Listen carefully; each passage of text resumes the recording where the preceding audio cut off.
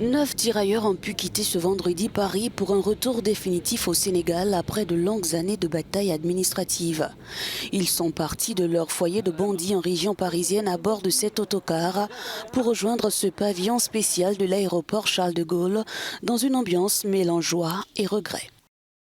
Très ému parce que ce qu'on est en train de vivre, quitter la France pour aller à nos familles, pour nous, c'était nos revoir. Les plus anciens ont fait 23 ans ici en France. Moi, j'en ai fait 16-17 ans que je suis là. C'est beaucoup de camarades qui étaient avec nous.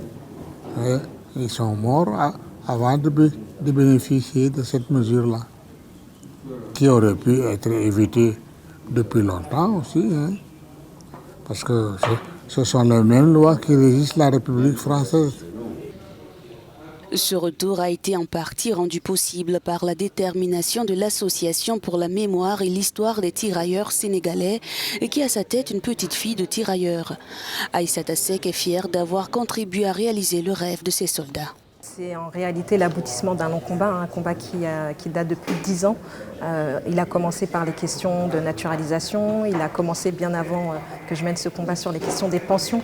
Et aujourd'hui, le fait qu'ils puissent rentrer enfin chez eux, c'est un vrai soulagement et c'est l'aboutissement d'un très long combat, oui. Bien que désormais hors de France, ces tirailleurs pourront bénéficier de leurs allocations minimum vieillesse de près de 1 000 $ par mois. Leur déménagement, de même que leur vol retour et leur réinstallation sont pris en charge par Paris.